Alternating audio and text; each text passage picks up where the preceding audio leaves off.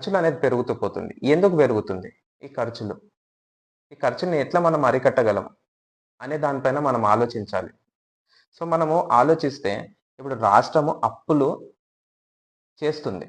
ఆ చేస్తున్న అప్పులు సగానికంటే ఎక్కువ డెవలప్‌మెంట్ అనే పేరుతోని, లేతే కన్‌స్ట్రక్షన్స్ అనే పేరుతోని, రోడ్స్ అనే పేరుతోని ఇవన్నీ గవర్నమెంట్ ప్రాజెక్ట్స్‌ని చూపిచ్చి, లేకపోతే ప్రైవేట్ ప్రాజెక్ట్స్‌ని చూపిచ్చి, సగం దోచుకుంటున్నారు, సగం ఖర్చు పెడుతున్నారు. ఆ సగం ఖర్చు పెడుతున్న దాంట్లో గూడా మళ్ళీ దోచుకునేటోళ్ళు దోచుకుంటున్నారు, ఇంకా సగం బెడుతున్నారు. సో, దీంట్లో ఏమైతుందంటే నాణ్యత లోపిస్తుంది. ఈ క్వాలిటీ ఆఫ్ కన్‌స్ట్రక్షన్స్ అన్నీ పోతున్నాయి. అన్ని తూతూ మంత్రంగా డ్యాములు కడుతున్నారు, రోడ్లేస్తున్నారు. ఆ రోడ్లు ఏసినా 2 నెలలకి పోతది. 6 నెలలకి ఇంత వర్షం పడంగానే పోతది.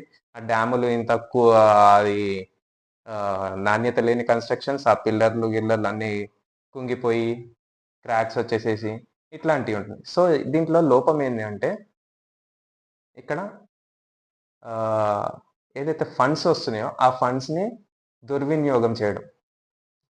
సో, అందరూ దీనిపైన ఆలోచించండి. ఆలోచించి మాకు సపోర్ట్ చేయండి. మేమొస్తే మటుకు దీన్నంతా చేంజ్ చేయాలి అనే ఆలోచన మాకుంది. మేము ఏదైతే అనుకుంటున్నామో అది చేసి చూపిస్తాము. అండ్ వేరే పొలిటీషియన్స్ లాగా మేము మా ఆస్తులు పెంచుకోవడానికి రావట్లేము. ప్రజలకి ఏదైనా చెయ్యాలి.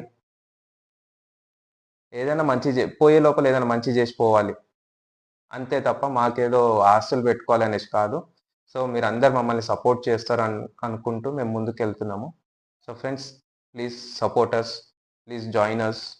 మమ్మల్ని ముందుకు నడిపించండి.